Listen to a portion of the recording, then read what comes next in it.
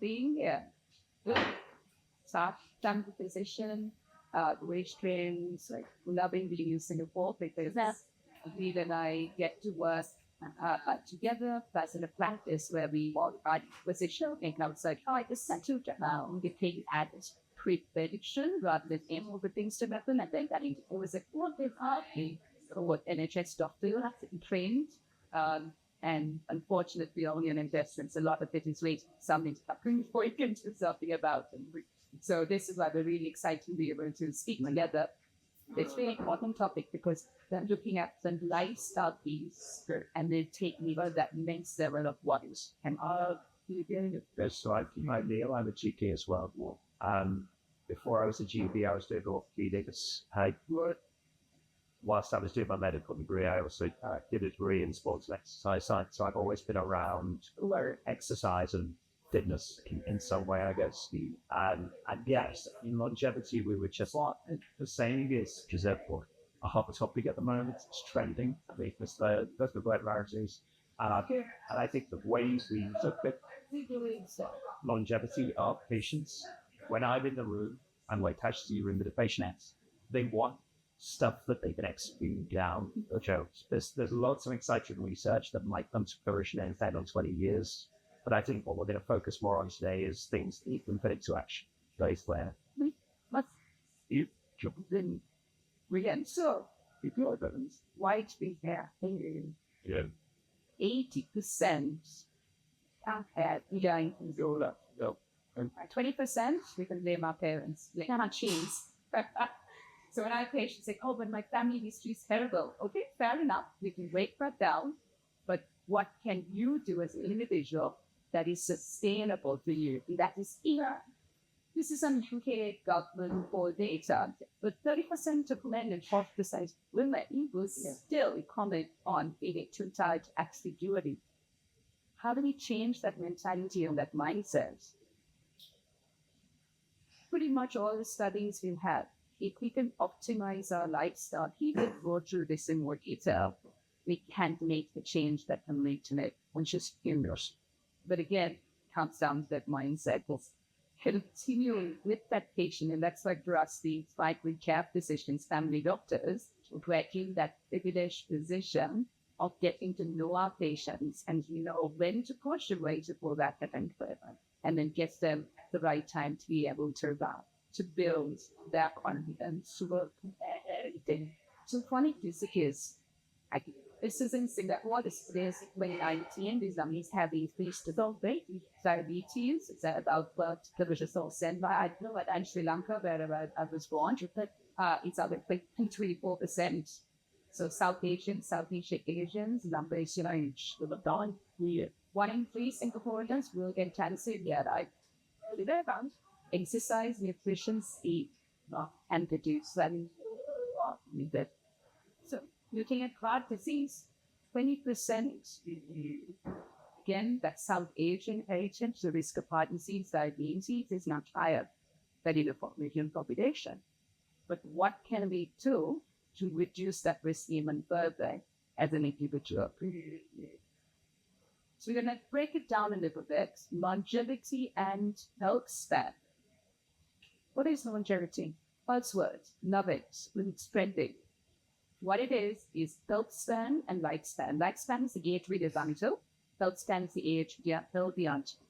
Singapore has some great numbers. 87 for women. 84 for men. For the last 10 years of from a life point of view, so the gap there is 10 years, which is what we need to bring close together. This isn't about living to 100. I don't want you to live your 100 to you. I'd take a solid 85 and I'm done. Well, I mean, does anyone here think they know what health span means? Oh, yeah.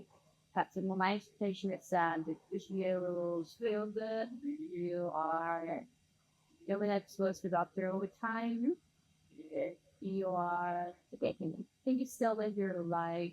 You can't take credit. Yeah. Even that, I think those are all those. I would agree with most of those. I think the problem is, I think it was an NUS study recently. They found 165 definitions of health span. So I think that the Singapore Ministry of Health's definition of health span is years lived without disability, which is not quite the same thing as one. I would agree more with what you just said. Like, being health span, it's not just about not being disabled, and it's more about thriving and living to my most optimized full potential as possible. So I think when we talk about health span, that's what we mean. And I think when the government talks about adding 3 years or 5 years or whatever to health span, they're really talking about keeping not being housebound or to all of the stats like it. For most of us who are starting up maybe at a younger age, we want to have a more optimistic view of what all this brand going on to Actually is. And this is where medicine's come a long way. You're starting with someplace there's antibiotics to modern day medicine from a treatment point of view for chronic disease. But why do we even need to get that? And this is why we change mindsets early. Sure, everyone's heard about Peter Tier, and they may not have read the book as well. I do enjoy his podcast still. There's some of them do go a little bit off-piste, as we say. But this is just a way where it's set out, where anybody can read it, understand it, and then start conversation. And so many patients who come and say, I read Dr. Peter Tier's book, I want to do this. Then you sit with them and you break it down. But it's at least getting that conversation. So that's where we want to look at is that prevention piece and optimization as quality of life. For me, that is gold. Right there, the best quality of life as I get older. I'll take that. I think one of the parts of this approach that I agree with is that he treats aging as something like old age is the work training. Yeah. So how did he was previously a swimmer, maybe a bit of powerlifting or whatever. So that mindset of if you were playing in a tennis or like volleyball or if you were swimming in a race, you would train for that event. You would tailor your preparation specifically to the outcome that you wanted. Because you understand this idea that you're aging like this, what do you want to do in your last decade?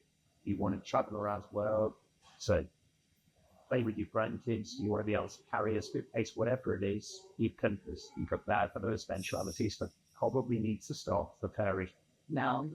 The same way as that we don't want people to financially leave it too late to old age. I think about it, we'll say just thinking about that retirement plan, instead of starting early 40, you often start at 60 and retire 70. We start at 30. So that's again that change in mindset, how we really set things up now as we get older. So when we talk about aging, what are we actually meaning?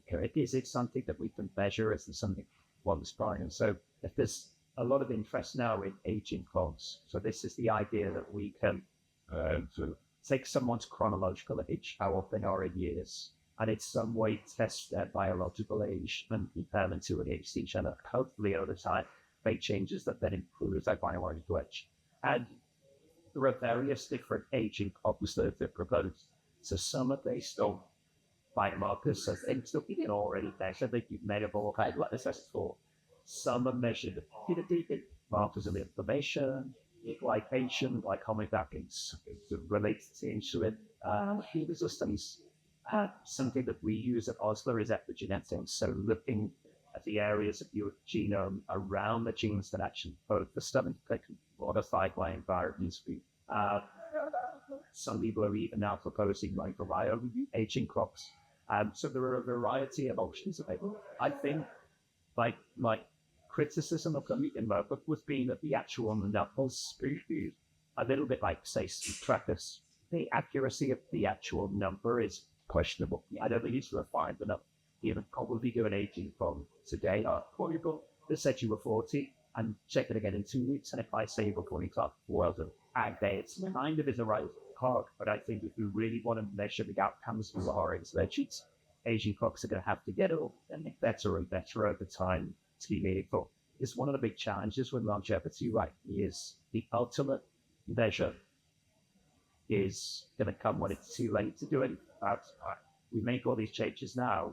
Yes, we can't wait till we're 80 or 90 to find out if they work. So we need some wanting to measure it. And so we're going to talk a little bit later about some of the testing to that also with regards to that. But that's the idea of aging clocks. And I'm not going to go into this diagram in detail, but these are the hallmarks of aging. So when we talk about what aging actually is, it used to be 9 hallmarks. I think it's 13. There'll be more in the future. But there are actually cellular processes that you can see going on, whether it's inflammation or loss of protein sensing, that senescent cell, this loss of autophagy. There are a whole bunch of these. So there are processes in the body that are fundamental hallmarks of aging. And I think that's important to think about, because when we talk about disease prevention, we're talking about specifics, so stopping you from getting cancer or stopping you from getting heart disease. But when we target aging, we're talking about a fundamental shift in going one level below that, not just about disease prevention, but eventually stopping the point. That's kind of how you're going to do that. Like when this is where obviously it's going to catch and with your epigenetic tests, so you can tailor to like gut health Yes. tests. And we talk about the data, but we like to run everything for ourselves so that we can then see and that we monitor the abilities. Anything is something that so far we have some evidence on, and we can see importance where we just like to our patients learning.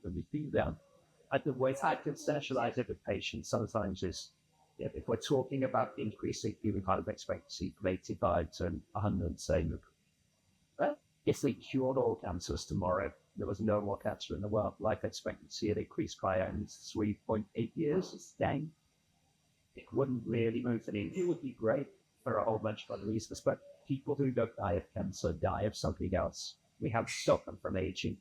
So if you really wanted to significantly increase human lifespan, you'd have to target much more fundamental cellular processes that just cure AIDS. So what negatively affects your biological age? When we look at these epigenetic tests to see how old people's genes are looking right now, we know that there are environmental factors, the hypos. None of these are going to be that surprising. Okay, no one showed up to this talk tonight to be sold by, exercise and a healthy diet of this for you. So what this slide is supposed to convey is that these, why does exercise good for you? What's it do to make it such a great thing? It's because it's actually, one thing, engineering changes in our genetic realm. It's changing the way your genes are expressed. So you might have a gene that puts you at increased risk of diabetes or gives you higher cholesterol. These genes can be modified, be switched on and off on your epigenetic health. So you can't change your fundamental genes yet. That's coming. But we can change the way the body expresses those genes and switches them on. And actually exercise is an issue with that at that sort of fundamentally genetic level. And different types of exercises of which is why they care, just that. So we're coming to that. So do we have any interventions for aging? When I talk to patients about what they're doing, these are some of the sort of the ideas that I think that's so nice of because there are a lot of strategies that we can already use in the medical field that we think target the aging process. So hormones is one of those things. We're not going to go into that in too much detail here. This Tash is doing another 2-slide talk on hormones and menopause specifically, but we know that has an impact in the same way that testosterone therapy is tempting in as well. Personalized risk factor-based use of medications. So what I mean by that is taking medicines that we use for other things based on guidelines and well-established protocols and using them outside of those to target other processes. I talk a little bit later on from a personal level about how I might use some of those things. But we're already doing that now. Repurposing old drugs. So there are trials ongoing for things like that for them. There is already early data on things like rapamycin and SGLT2s, which are diabetes drugs, that they seem to reduce biological age and slow down the aging process. There is a license notice for other things. There are very new technologies, rejuvenative things like stem cell treatments, which are still at a very nascent stage, still illegal in Singapore. Yeah. To be clear. And then there are very old technologies like sauna, which have been around for hundreds of thousands of years, which just make a difference. And then supplements. And this is something, Joe, my patients always see about that is something also, and I've got aside a little bit later on about these, but these are some of the strategies that we have outside of lifestyle. So, yes, you can. Okay, you can turn back the clock, but it's also ethically digital medicine, personalized medicine. It's very easy to say, sleep more, eat better, exercise more and better, don't be stressed, have a good group of people around you, don't smoke, don't drink, don't do drugs. If it was as simple as that, and I had a patient today who said, if I was to drink some alcohol at the time, what do you think I should have? I said, okay, let's break this down a little bit. So this is what it's not about just saying, no, it's going right. What is sustainable for you? This is about looking at where you are now, how you can improve things, so that as you get older, you're in that top 5 to 10% for your age, your sex, or ethnicity, and 3 key areas: muscle mass, strength, and endurance, which comes with it. But in order to do all of that, there are other factors that also need to come into play. So I talk about it as if you're going through a stressful time in your life, they put it in the middle, and you look at bubble wrapping it with everything else, that vessels start to expand and have immediate everything in your life. This is why it's important to know that it's how we then look at that chronological as an artist period. Yes. Bit of how often you get people. What's the largest gap we've seen? Or I think in one. See here. Oh. Of what the biological age. I mean, so I think as Tasha alluded to, because you've got these different ways of measuring biological age, you see variety even within individual. So using the I can't remember which biomarker one I used most recently. So my biomarker age is 29. You can probably tell I'm not 29. But I haven't done my telomere length, but I could do that, and I might be 53. So I think what people want is they want one biological age, which tells them, but everything. We're not simple machines like that, and so it's about trying to and I think this is where your sort of Brian Johnson approach comes in, right? Where you're trying to optimize a series of biological clocks at the same time. But you can see people with 20, 25-year discrepancies on their chronological age. Yeah. I have, depending on the clocks. For better and for worse. For better and for worse. For the clocks I've used, which is simple as age, sex, weight, ethnicity, my HbA1c, blood pressure, and a couple of things, I'm down 10, 12 years, versus my gut health, which is a new test we're running at the moment, is down 7 years. So there is. So it's the whole point is to make sure it's going down. Yeah. Right. That's it. So right now, that's what we can offer. And the epigenetic test that we use, which is from a company in Switzerland, the reason we like it is because the epigenetic markers it looks at are modifiable through environment. It might not be something you can do much about, like air pollution is one. You might not easily be able to change that, but they're not results where we say, sorry, that's your genes, tough, unlucky you. These are things that can be modified through them. That's why we like looking at these factors. And also for us, doing a test is why we're doing a test. Can we do something about it? And we get a lot of people who come in asking for various tests, but it's going right, but why are we doing this test? What is the outcome from it? And can we actually do something about it as well? Yeah. So Medicine 3.0, right? I have nothing to do with Netflix. but I find these programs just easy, and it just gets people thinking, and it's a conversation starter as well. So really interesting. If anyone's seen Live to 100, Singapore plays a part there. Okay, yeah, I won't spoil it, but you're looking at areas globally where people have generally lived to 100 or more, and then looking at the evidence and the research to say, right, but why?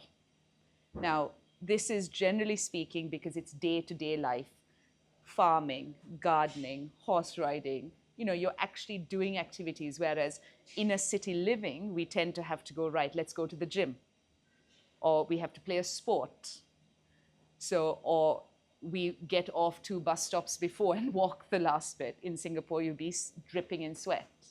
So it's looking at that day to day. And this is why a lot of people say, oh, but, you know, I've watched it. That's not my day to day. I have to make an effort to go to the gym. But how do you build it into your day to day? You are what you eat. It's very hard to exercise your way out of a crappy diet, crappy nutrition plan. And this was actually part of the twin studies as well, where identical twins, omnivore diet, vegan, and some made a big difference. Others, there was not much of a difference. So that's where your genetics play a part. And then you're also looking at the environmental factors as well. I'm a huge fan and advocate of gut health. 70% of the body's function is in the gut. We need to know what our gut's doing. And looking at these baselines. Now, do we have enough robust information? Not yet. Do we have the perfect test? Not yet. But it's work in progress, especially with the Zoe program in the UK as well. And then a team here called Amelie who sort of are running similar, and we run that test at Osler. But it's at that overall picture and where we go from there. But it's a proactive approach to health. How do we look at the latest evidence? And that's changing. And that's why part of what I love is, you know, sitting and chatting to Neil about what he's read or what I've read, and learning and building it up and moving forward with it and moving with the times rather than being stuck wherever it is. And looking at personalized medicine. As I said, it's not about living longer. It's about that health span. And whatever that means to you, it's making sure you get there. So these were sort of key parts of the talk today: metabolism, fasting, and strength training. Want to focus on the 6 pillars of lifestyle medicine. We're both lifestyle medicine doctors as well. Did extra studying a couple of years ago. The 6 pillars, let's break it down, right? Where we want to focus here today is that physical activity and the food side of things, the eating well side of things. Neil's going to be talking separately on sleep and a few other pieces. I'm going to bring in the women's health and perimenopause, menopause, and what can be done separately. But out of the 6, we're going to focus on those 2. So let's start with eating well. Protein, one of my favorite words.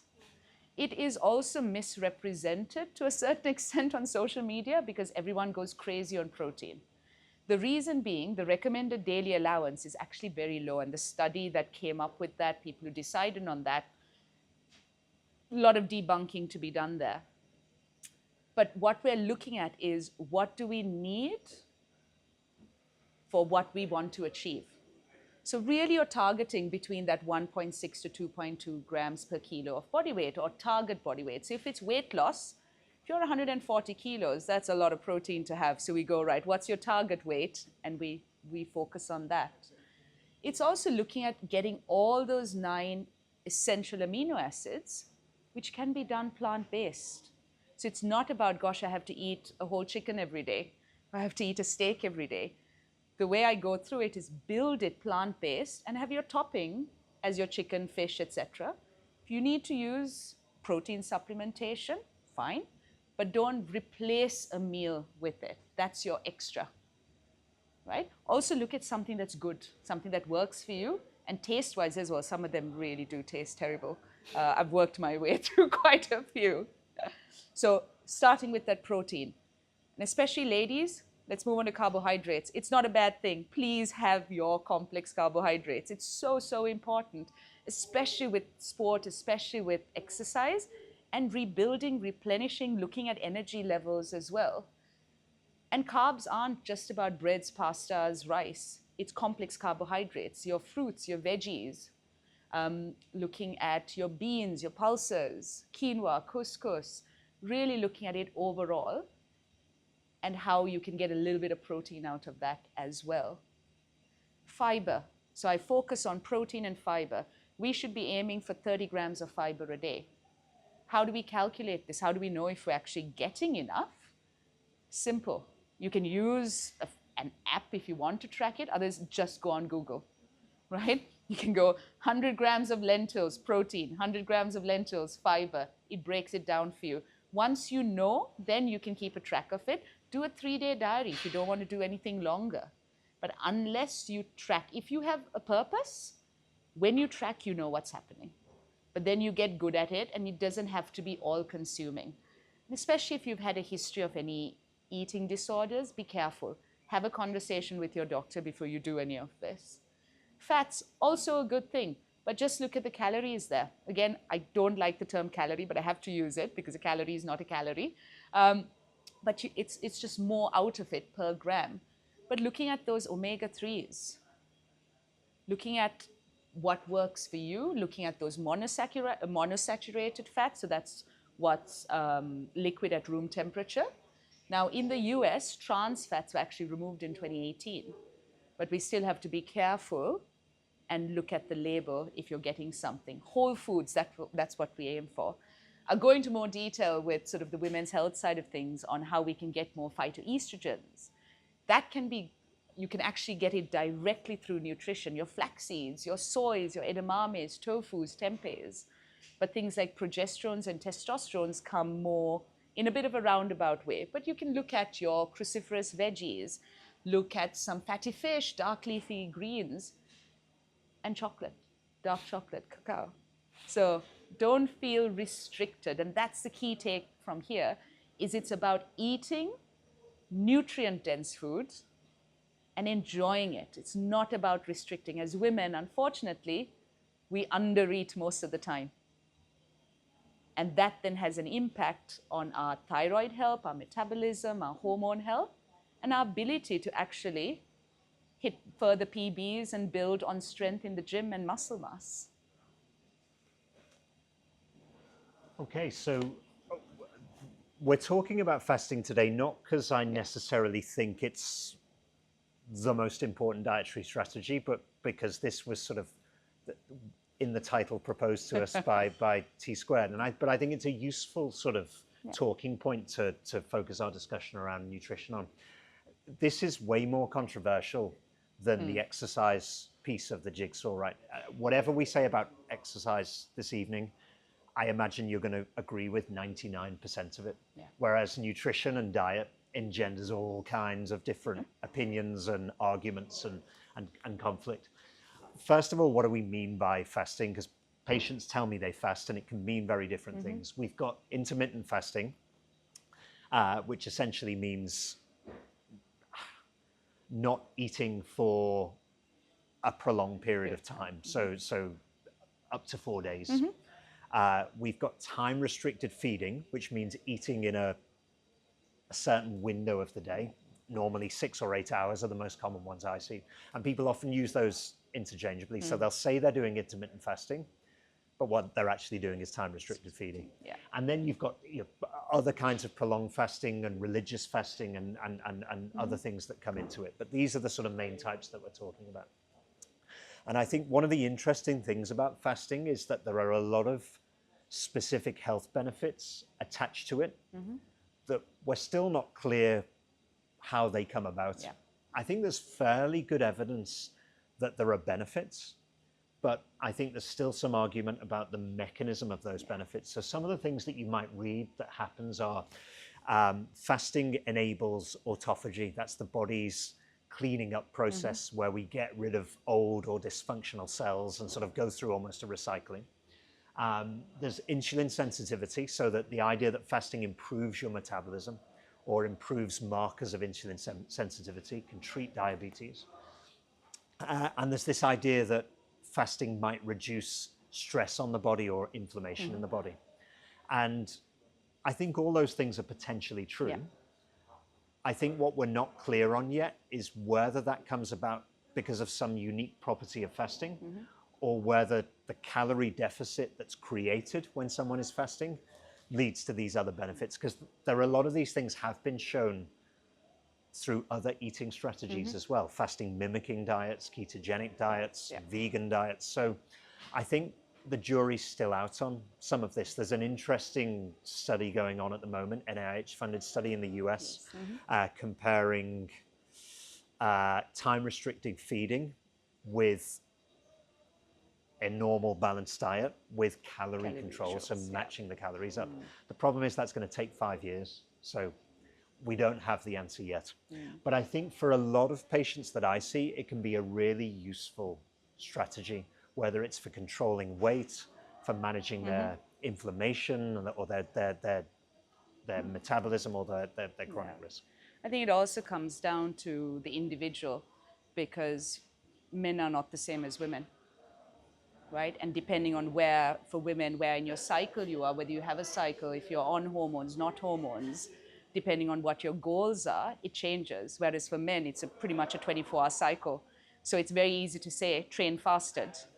But actually for women at certain points in their lives, it's the worst thing you can do. So it's about individualizing it and not having this blanket statement. And this is where social media plays a part, is because everything seems to be a blanket statement. So I have so many patients going, oh, but so-and-so said I must do this because they do it. I said, yeah, but hold on. You are not them. So let's break it down and see what actually works for you as an individual.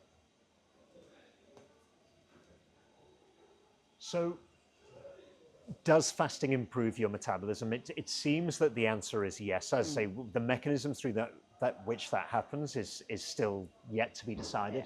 But when we talk about this from a longevity and aging perspective, we know that metabolic dysfunction over time is one of those hallmarks of aging. So people will naturally see changes in their metabolism with age, and they will see things like insulin sensitivity creeping in. Even people that aren't going to go on to develop full-blown diabetes or fatty liver disease or some of these other things, you will still see a changing response to nutrients over time. And so one of the goals of fasting can be to improve this.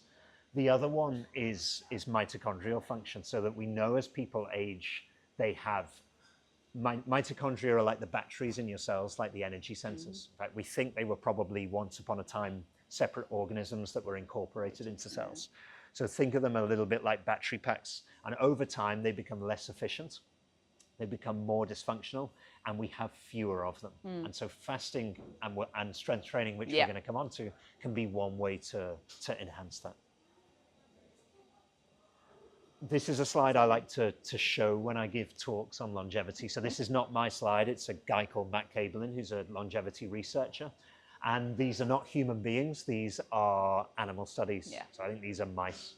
So when you look at lifespan in days, you know, this might not sound very impressive, but to a mouse, this is super impressive. The reason I show it is there's a lot of buzz in the longevity world about some of this other stuff. And you can see based on the year of publication, there's a lot of buzz about the latest stuff. But actually, still, the most potent life extender we've got in a mouse model is caloric restriction. And we've known about that for almost as long as I've been alive. So the reason I put this slide up is twofold. One is because fasting is a way of achieving caloric restriction. So a lot of the caloric restriction data in humans comes from restricting their calories by about 250 to 500 calories in a day. Fasting isn't the only way to achieve that, but if you think about a time-restricted window, all the evidence suggests that even if you let people eat as much as they want in that 6 or 8 hours, they will on average consume fewer calories. So it's one way to achieve that. There are other ways. You could count your calories, or you could restrict carbs or whatever, but this is one way to do that. The other reason I sort of pointed out is that we get so excited about supplements and geroprotective medicines and all this thing, but lifestyle is still the most potent tool we have. It's the simplest key to unlocking longevity for ourselves. So I think that's really important. Yeah. One criticism of this, I would say, is that what do mice die of? in the labs. Depends what type of mouse you're using and how it's been genetically modified, but it's generally cancer or fatty liver disease. Yeah. And so we might not be able to apply this as readily to humans. A lot of humans die because they get pneumonia and they're too frail to recover, or they fall over and they break their hip. Caloric restriction might not be the best strategy for these things. So we've got to be a little bit careful, but the evidence on caloric restriction is pretty robust. And been around for a long time. Yeah. So yeah, this is, you know, when we talk about longevity, we've talked about metabolic improvements. There's some evidence for cardiovascular risk improvement, and on the cognitive side, this is hard because it's more self-reported, but people do report better cognitive function, more focus, less brain fog when they practice fasting strategies, and we think that's something to do with leveling out insulin secretion, avoiding these crashes that we get after a high carb meal, that kind of thing. Oh, let's talk exercise. My favorite. We need to think across the board. Strength and conditioning is key. Remember earlier I mentioned about 3 key areas: making sure you optimize your muscle mass, your strength, in turn your endurance comes in. There's still a lot of scaremongering when it comes to lifting weights, but it's doing it safely and doing it right. And it needs to be done right, because a lot of the times when I have, especially with women, talking about, oh, but I go to the gym and I lift weights, you start delving into what they're actually lifting and what they're doing. And they're sat there with 2-3 kilos going, oh, let me do my 20 reps and I'm done. But how do you build muscle? And this is where actually I say a good investment is, if you've never done it before, invest in a good personal trainer. Because to learn technique and to lift right will set you up in good stead forever. Right? And this is something you can do together as a group, you can do as an individual. But it's looking at that sort of 70%. I usually say, yes, 70% of your 1 rep max, right? To build muscle, you're looking at that 3 to 6 reps, where that 5th, 6th rep, you are ready to just drop that weight down. But you need to be able to do it safely. Loss of strength is multifactorial. It's not just about strength. But you start to lose strength, your risk of falls is higher. The risk of death from a fall over the age of 65 is at 70 or 80%. From a morbidity point of view. So how do we reduce that risk of a fall? Or if you were to fall, are you in a position to pick yourself up rather than being on the floor for 2 days before somebody finds you? Which in turn also then means you're losing muscle mass because you're not moving, you're not mobilizing. And look at that, muscle mass decreases by 4% a decade from about 20 to 30. Which is huge. If you don't do anything. If you don't do anything, yes, yeah. If you don't do anything. We're all doing something, right? It doesn't have to. Yeah, it doesn't have to. So it's making sure that we do. Now, also not forgetting that aerobic sort of zone 2, fat burning zone, where you can talk but you can't sing. If you want to know the math, it's that 60 to 70%. It isn't about constantly being at maximum heart rate, because there's a huge drive in cortisol and the stress it puts on your hormonal health, adrenal glands. But it comes down to what you're doing and why you're doing it. For me, it's sport, it's tennis. So I work backwards from that. So injury prevention, etc. And actually, Neil, we have a slide later on what we do. And he said, come on, you've got to do one for you. So last night I said, right, let me do mine. And it really got me thinking, why do I do what I do? And I work my way backwards. Don't forget flexibility. We were talking earlier about the benefits of yoga, of Pilates. And doing just a simple stretch sometimes isn't enough. You need to actually have a program where you do it properly. Again, that injury prevention side, but more importantly, over the age of 65. So looking at it overall with the strength, with your zone 2, fat burning, and flexibility. So that I would say, just as a broad spectrum going, here are the 3 categories. Now what do I do within those? Not forgetting fitness trackers. I know, you'll see me at any given point wearing God knows what, because I love to track things. But if you're going to track something, do it because you understand it, or you have someone you can sit with and go through with it. A lot of the times we see patients who just absolutely get so worried about their Aura Ring data or their Whoop data, or if they over the counter go and buy a continuous blood sugar monitor, it's then going, okay, hold on, let's break this down for you. A little taster on women's health and training within your menstrual cycle. As I mentioned, we're not the same as men, right? We don't have a 24-hour clock. Even if you don't have a cycle, so postmenopause, or you've got some sort of contraceptive implant, Mirena coil, where you don't have a bleed, you can create it for you, because this is how our cycle works. That first part where we end up with a bleed, the hormones are low. But that first half of the cycle, then the hormones start to come up, that follicular phase going into ovulation. That's where you can really push yourself. The risk of injury is much less because testosterone is going up a little bit as well. You can hit those personal bests, you can go for maximum reps. Then coming down, you can see where the progesterone, the light blue line, goes up. That's our calming hormone. That week before our period is where you take it a little bit easier. You look at more of the yoga, the Pilates, the stretch, getting maybe a little bit more of that endurance work in as well, but you don't want to push too hard and increase that risk of injury. And then the cycle starts again. And you can see, play around with it, see how it works for you as an individual, but it's something to think about. We're not all built the same. So it's working through what we do. Now, athletes struggle with this because you can't plan a tournament or a race based on your period. So it's then going, right, what do I do and how do I make the most of this and maximize it? So moving on from fasting onto strength training. So, what are our goals from a longevity perspective? I see lots of people walking in and out here are probably doing strength training for a variety of reasons. They might be training for a sport. They might be worried about how they look in the mirror. They might be trying to impress their ex. But when we talk about it from a longevity perspective, it's not that we need everyone to look like Arnold Schwarzenegger. They're very welcome to if that's what.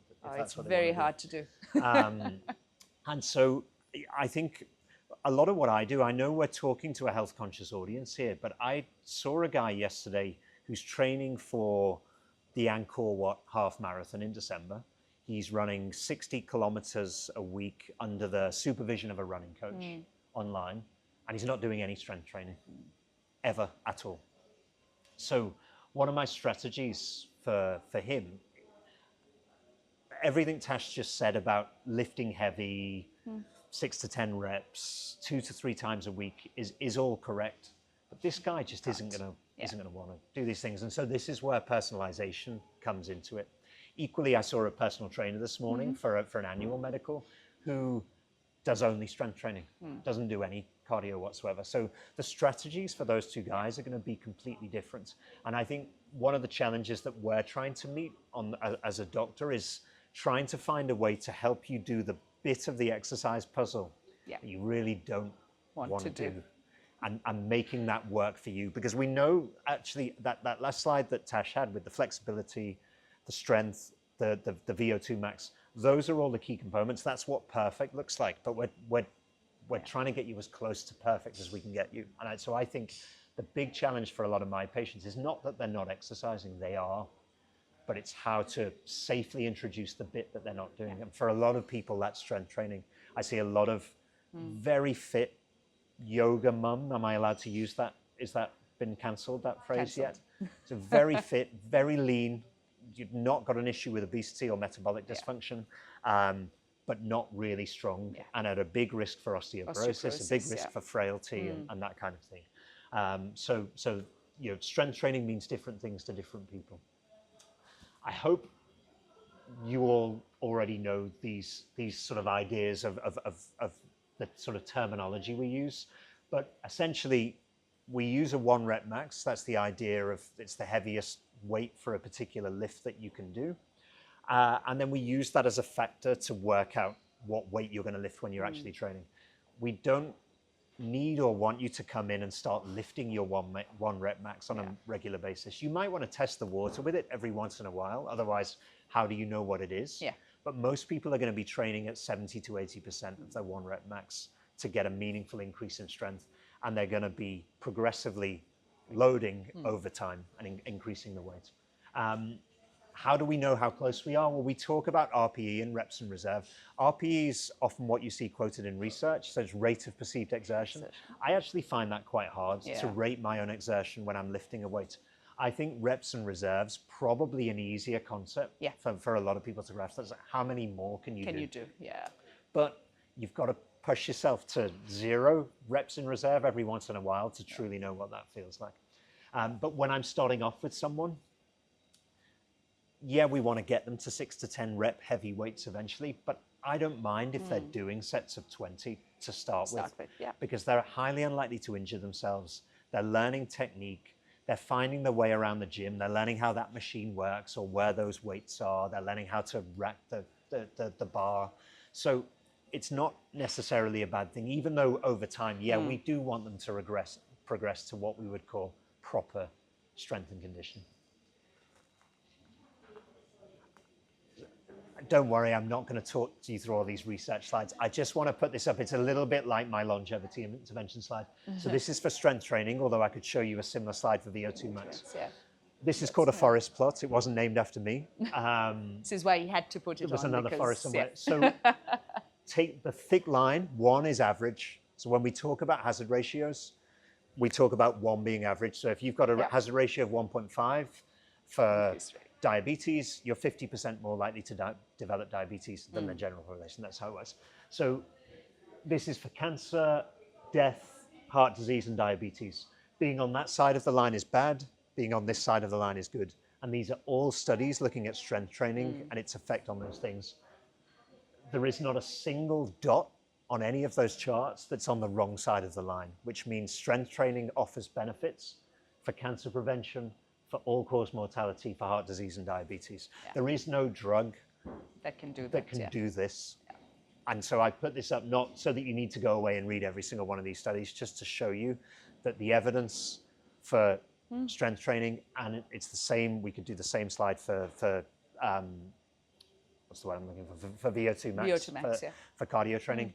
It's unequivocal. We don't need any more research to tell us the benefits. Because actually, if you don't do it, or you're in that bottom quarter for your age, your sex, your ethnicity, that hazard ratio can jump up to 4.5, whereas chronic disease-wise, chronic kidney disease, the hazard ratio is 2.5. So there's actually no chronic condition that can make that hazard ratio jump up high compared to being low on strength, low on muscle, and low on endurance, which is why it's so important. I mean, look at this top right. This is all-cause mortality. It's dying from anything. Some of those studies are down at greater than 20% improvements. I mean, that's why wouldn't you want that in your life? So I guess because we're talking about fasting and strength training, I thought it'd be important to talk about the two together, because one of the challenges that Tash has alluded to is when someone's strength training, we want them to be feeding their body adequately to give them the strength and muscle gain that they get from the strength training. You've got to balance that off carefully when you're fasting. So just because you might be eating at different times or restricting your window of eating, what you eat is still super important. Just because you're eating in a 6-hour window, your protein target is exactly the same as if you were eating in a 14-hour window. So fasting and hitting those macronutrient requirements does take a little bit of thought. I don't think you can just say, I'm going to eat in a 6-hour window and then I won't think about what I eat because it's great. I've done the 18-hour fast, so it kind of doesn't matter anymore. It does still matter. You've still got to think about it. And especially if you are somebody who likes to see results in the gym and to recover after. You may still be able to hit whatever targets you want to hit in the gym, but you may be out of it with CNS fatigue for 2, 3, 4 days or even longer. So it's looking at that recovery time, which is as important as what you end up doing in the gym and achieving in the gym. So, BMI, don't like it, but it's there, okay? What we're looking at is really how do we look at body composition? So gold standard right now is a DEXA scan, where it's a low-dose X-ray, and it breaks it down into key components, especially your visceral fat, your overall body fat, and looking at your skeletal muscle mass. And then a little bit, one of the tests we do, we get a baseline bone density as well, so call it a 2-in-1 in a sense.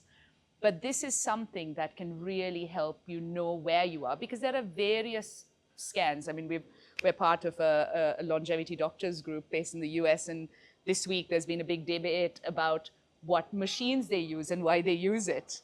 And each one has their own opinion on it. You know, one is, oh, but this shows more fluid retention, but this one doesn't. And everyone's got an opinion, but it's looking at one thing that you use to track. So, for example, here, if there's a machine, you come to the gym, you use that machine to track it.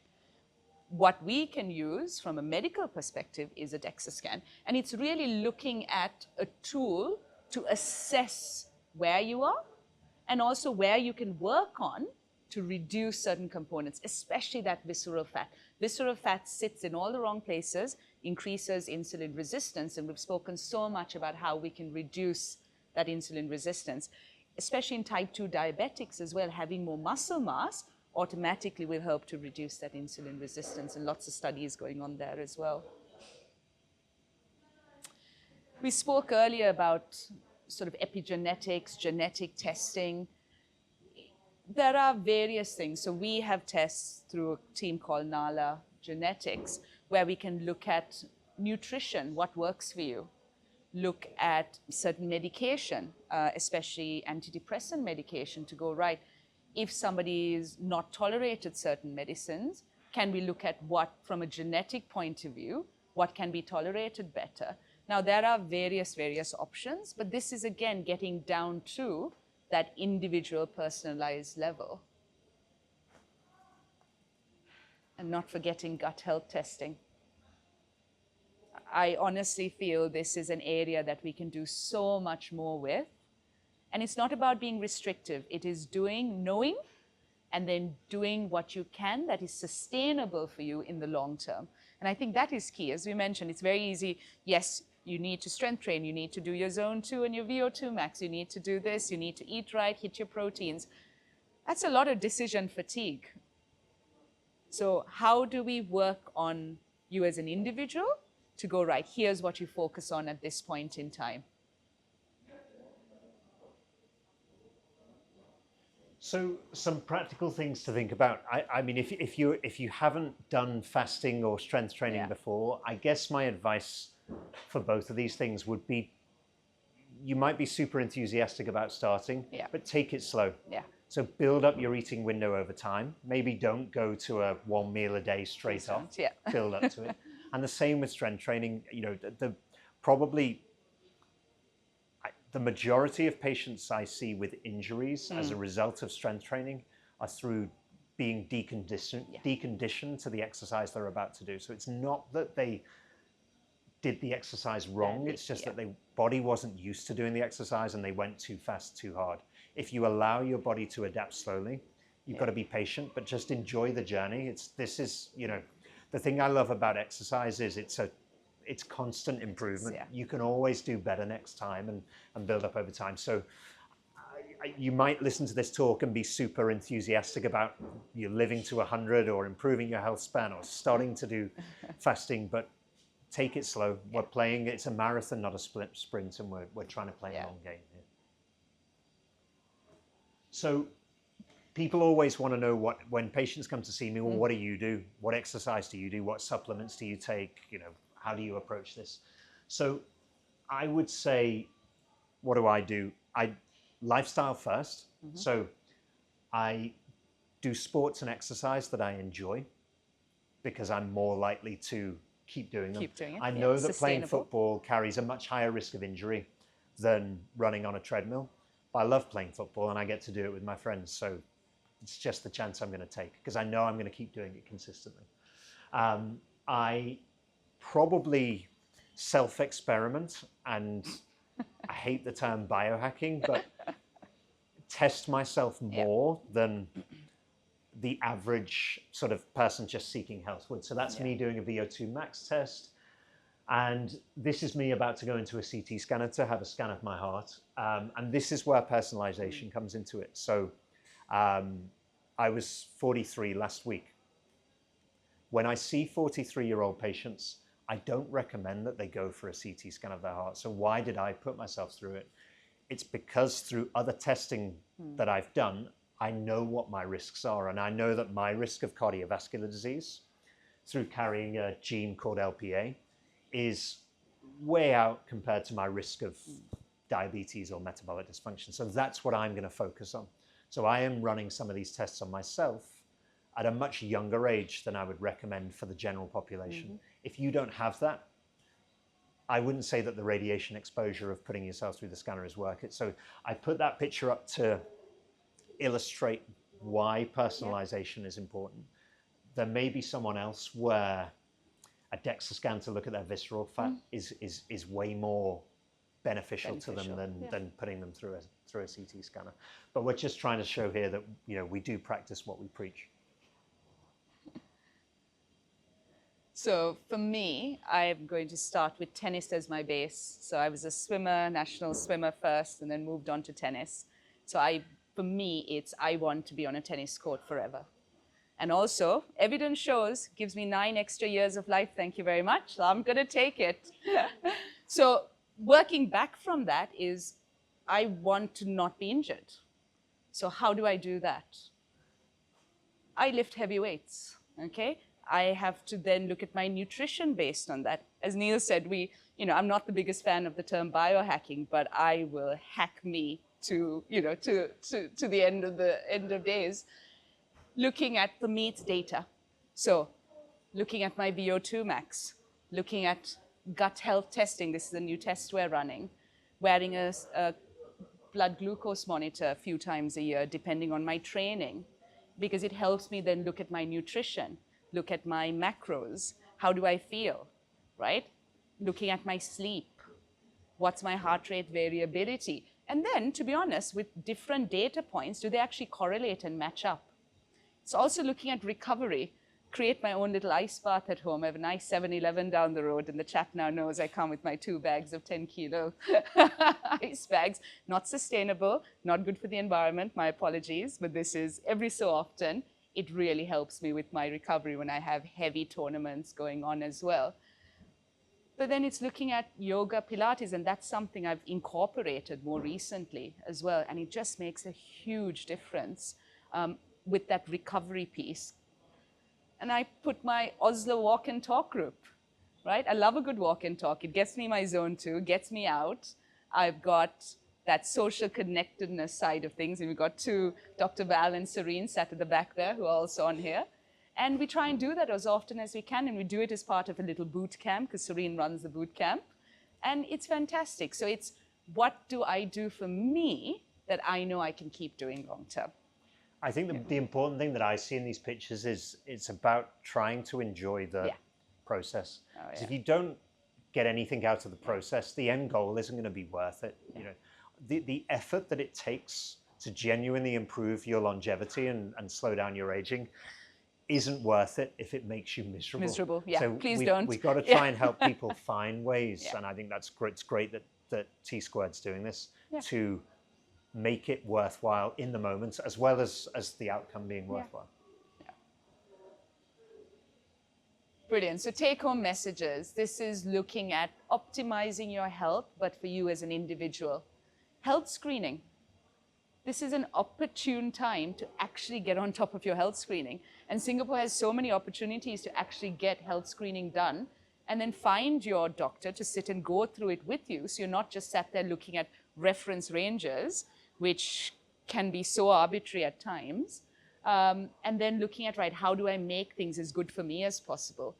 Think about technology. If you don't want to do it, don't do it. If you like to know data, then use it, but then find somebody who actually can go through it with you.